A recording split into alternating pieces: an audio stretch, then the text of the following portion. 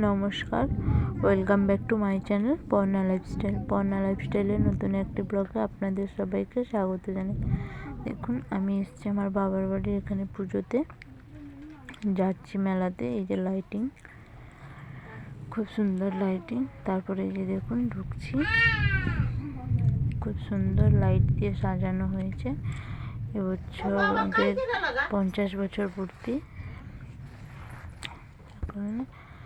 আর আজকে এখানে অনুষ্ঠানেরও ব্যবস্থা আছে, সেই জন্য এসেছি।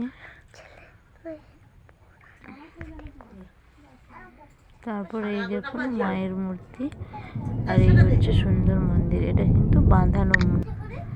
কিন্তু বাঁধানো মায়ের মূর্তি।